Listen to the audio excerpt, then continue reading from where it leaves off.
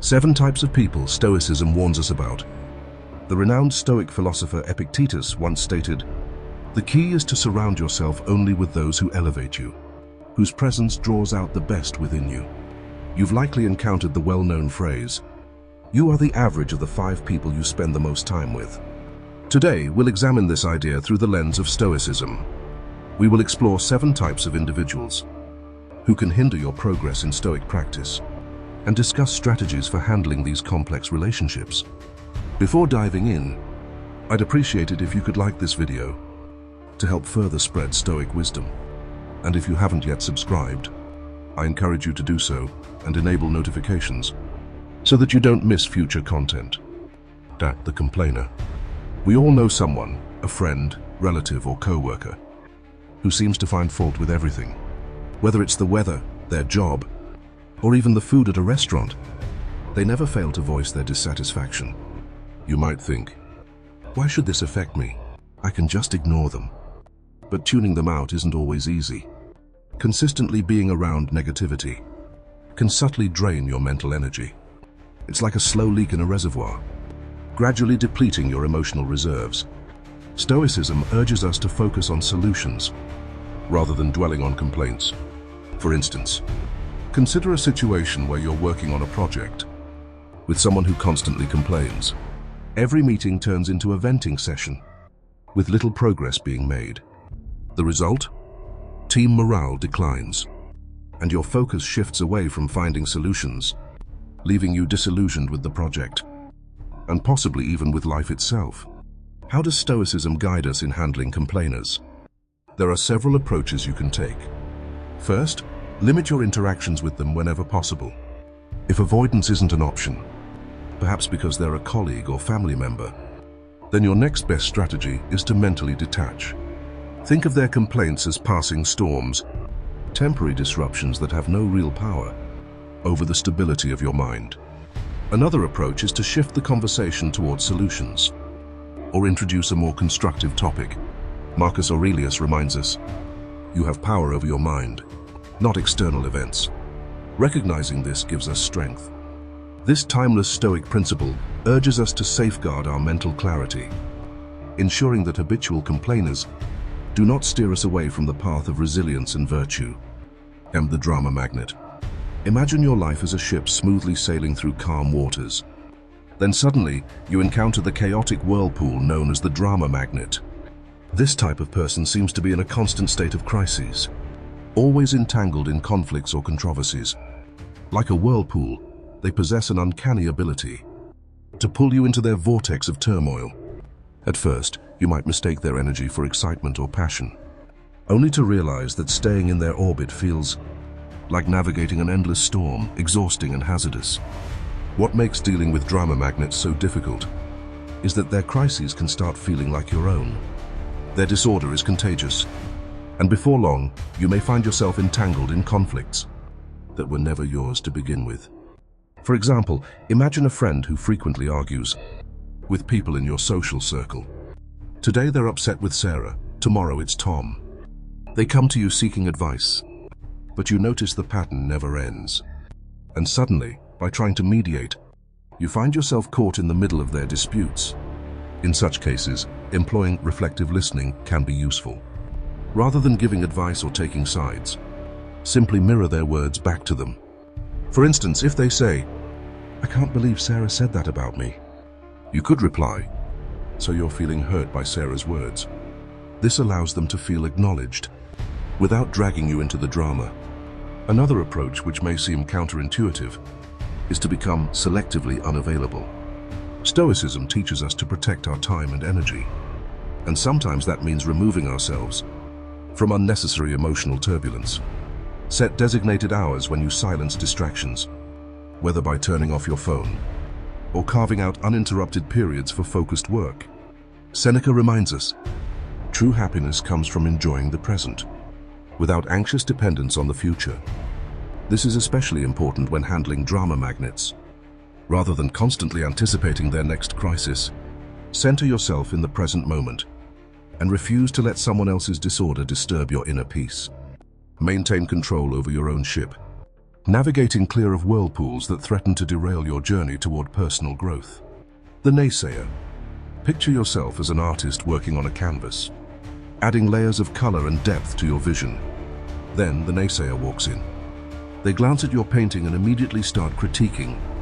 Are you sure about that color? That doesn't look realistic. You know most artists never make it, right? Their words, like dull strokes of gray paint, start to drain the vibrancy from your masterpiece. This isn't constructive criticism, it's an aura of doubt and negativity. For example, say you're excited about a new career path.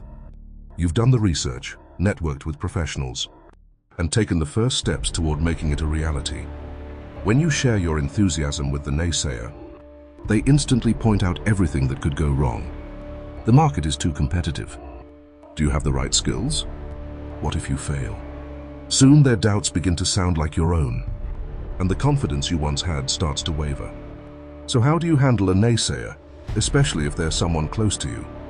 A useful technique is to flip the conversation by asking for their advice. Rather than simply sharing your plans, invite them to offer constructive suggestions.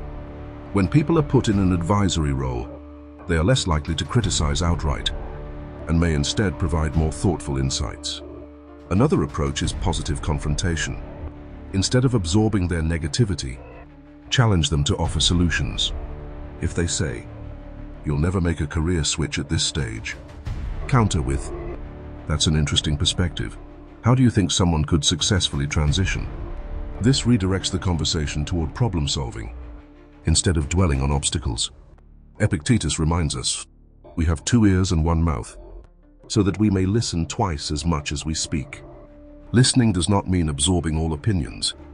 It means filtering valuable insights from mere noise.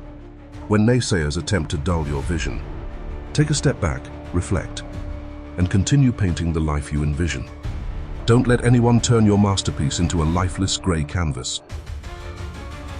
The victim. Picture life as a game of chess. Every player starts with the same pieces and the same objective: to checkmate the opponent's king. You plan your moves, make sacrifices, and take calculated risks. The victim, however, blames the board, the pieces, or even their opponent for every misstep they take. In their mind, they are always in checkmate. Not because of their decisions, but due to some external force working against them. Their life story is an endless tale of misfortune, where they play the helpless protagonist. I can't progress in my job because my boss dislikes me. I can't get in shape because I have bad genetics. Now, it's important to acknowledge that some people face real challenges and structural barriers. But the victim we're talking about here uses their struggles as a lifelong excuse, avoiding any responsibility for their actions or inaction.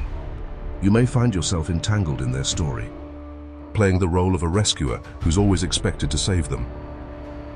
Imagine a friend who continuously blames every failed relationship entirely on their ex-partners. Not only does listening to this drain your time and energy, but it may also subtly encourage you to adopt a similar victim mindset. So how do you deal with a victim? The instinct might be to try and save them, offering endless support and advice. However, Stoic wisdom cautions against this. Setting firm boundaries is essential for protecting your own mental well-being. One strategy is practicing its compassionate detachment. You can be empathetic and supportive, but you must refrain from constantly trying to solve their problems.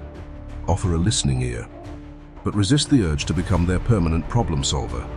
Marcus Aurelius once wrote, "The best revenge is to be unlike him who performed the injustice." If you find yourself being drawn into a victim's narrative, avoid falling into the same mindset.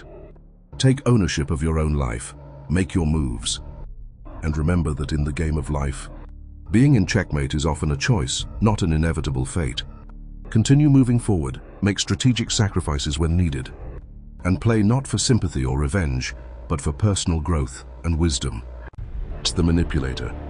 Imagine your life as a screenplay. You're the main character, mapping out the storyline, planning the twists, and determining your allies and mentors.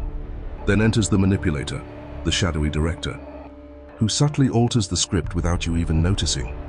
By the time you realize it, your story has taken an unexpected turn. The manipulator is a master of emotional or psychological maneuvering. They use flattery, guilt, or even deception, to steer you toward actions that primarily benefit them. Perhaps you have a friend who always finds a way to have you cover the dinner bill. They might say something like, "You know, I've been struggling financially," and you're doing so well. It wouldn't mean much to you, but it would make my day better. Over time, their persuasion turns into manipulation, and you find yourself continually giving in. So, how do you handle a manipulator? One effective technique is fogging. This involves acknowledging any truth in their words, while refusing to be emotionally swayed by their coercion. If they say, "You're doing well, you should cover dinner," you might reply, "I appreciate that you see me as successful, but let's split the bill as usual." Another strategy is setting clear boundaries and sticking to them. If they pressure you to lend money or do something you're uncomfortable with, be firm in saying no. Maintain a calm tone and clear words. A response like, "I'm unable to lend money, but I can offer support in other ways," allows you to establish limits without damaging the relationship. Epictetus reminds us, we cannot choose our external circumstances, but we can always choose how we respond to them. Manipulators rely on predictable reactions, leveraging your kindness, guilt, or need for approval. By changing how you respond, you take back control of your own script.